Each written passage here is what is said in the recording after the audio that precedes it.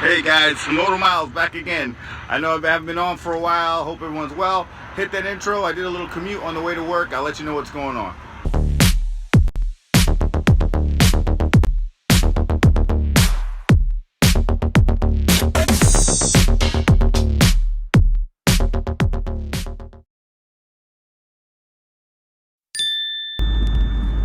Hey guys, hope everybody's doing okay. I'm back with another one. I know it's been a minute. I had to deal with a really bad tooth. This thing was driving me crazy. It shut me down for a while.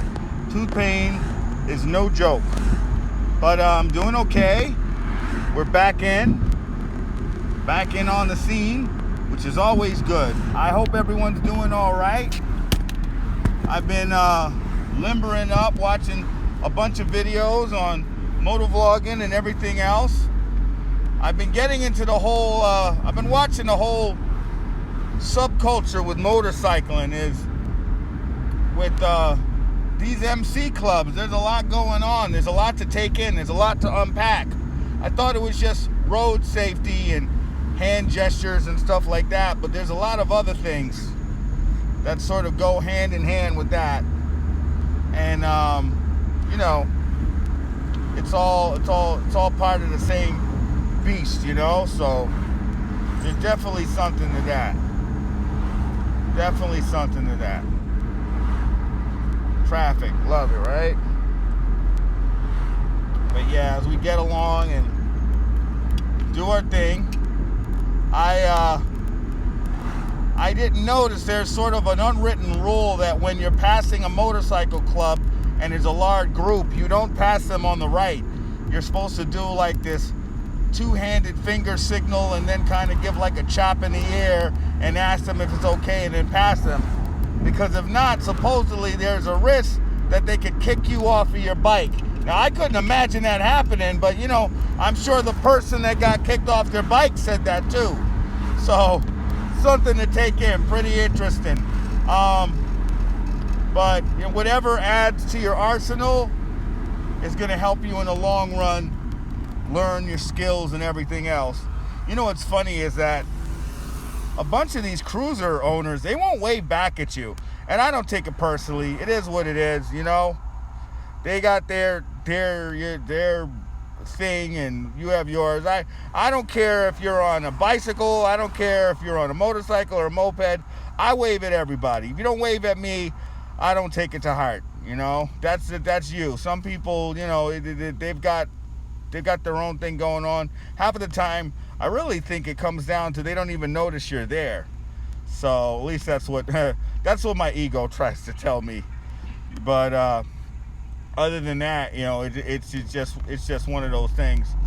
I'm seeing so many videos with people with especially, you know, with a sponsorship. It's a little bit different.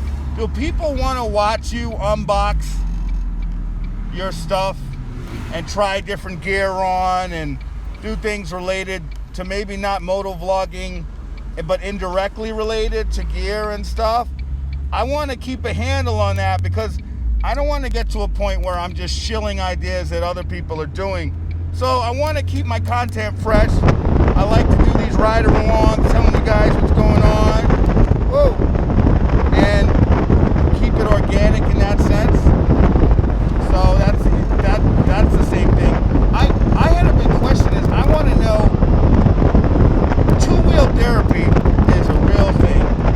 And do you come into a state of mind? You come into a state of mind where you feel as if your reasons for riding has changed? Because when I first got my bike, I was riding quite a bit. I was riding even when I didn't feel like riding, which I think is the wrong thing because I was thinking maybe I have to ride because I don't feel like it. Maybe that's when I should. But now, the more things I watch, they say don't. I know not to ride when you're angry. I do find riding when you're stressed is a good thing because it's such a stress relief. So that's definitely something to think of. But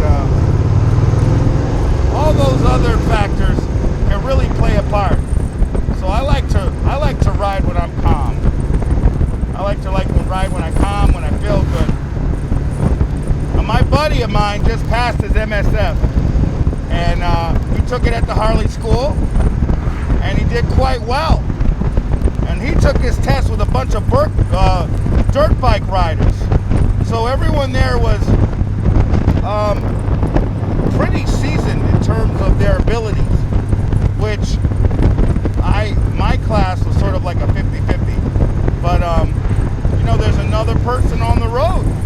So it's about just getting it all together. And once you have that confidence, you can ride anything. It's such a great feeling. So I know he's really pleased about that.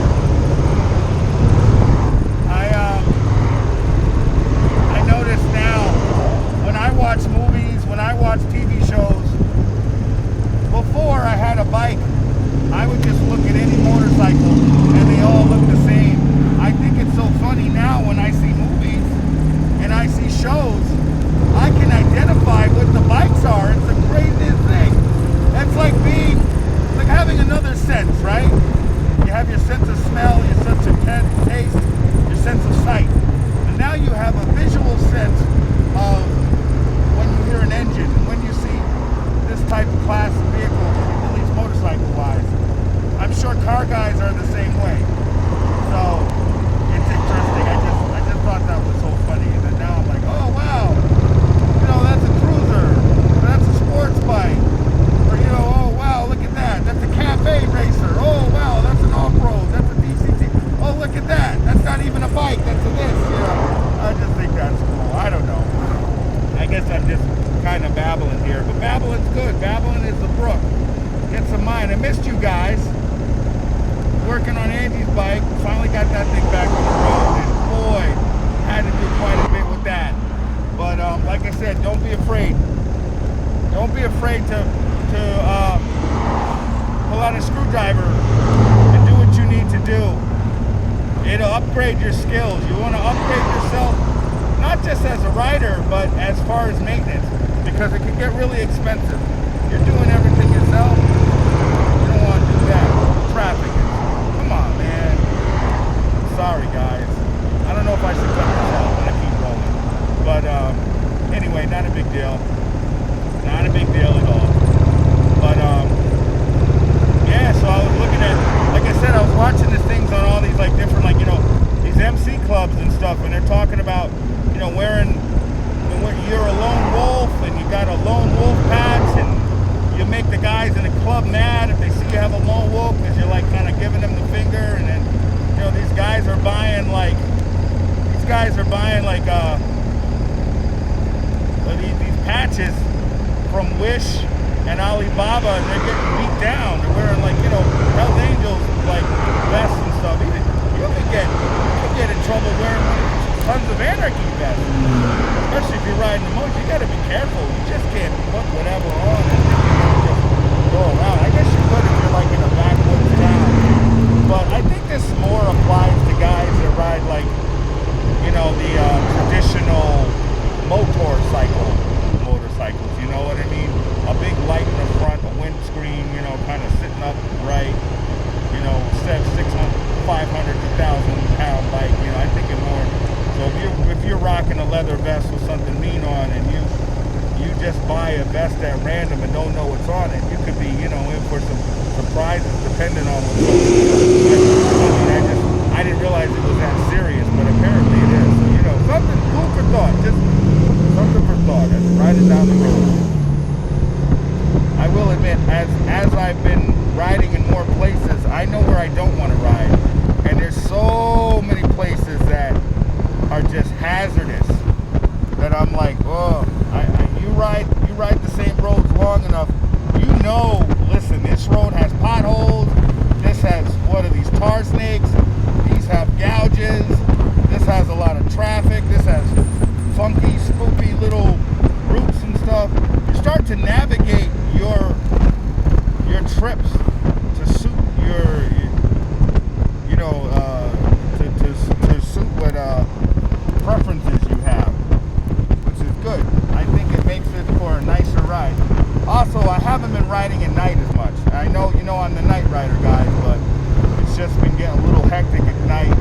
I had some deer run across of me. You really can't see what's in the road. Sometimes it's nice to have a nice cool night ride, but you know, you get wonky traffic and stuff. Sorry, boy, I wobbled a little bit here. I stopped like right onto like an uneven part of the road here. Intersections make me nervous because honestly, these cars, I don't know what they're doing half of the time. So I'm kind of playing it by ear with them. I let them go first, and then I follow them up and do that. But you know, definitely that.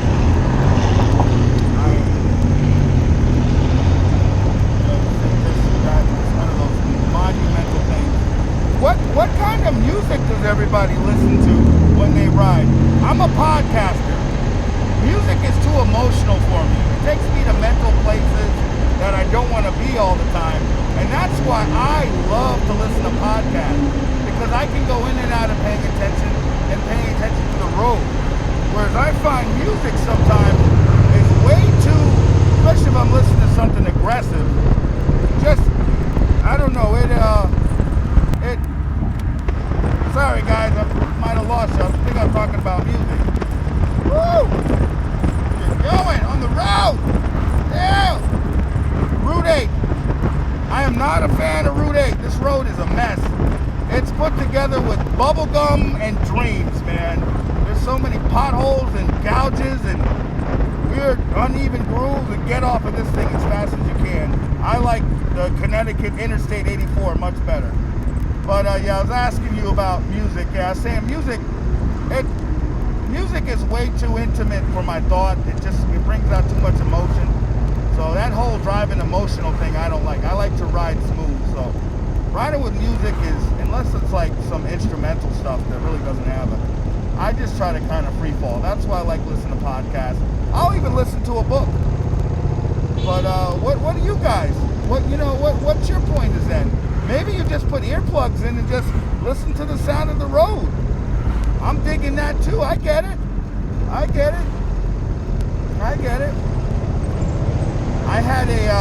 I dumped my bike. We were two up on the bike, and I ended up falling over because I didn't put the kickstand down. It was really embarrassing. And so my ankle's been a little fudged, so I haven't been, I've been nursing it and taking it easy. No crashes though. But other than that, just, keeping the good vibes going. Hey guys, like and subscribe. I'm gonna have some more stuff coming up. I got a new bike coming sometime in October, so we'll do reviews on that. My good friends at Venom. Anyway, take care of yourself. Be well.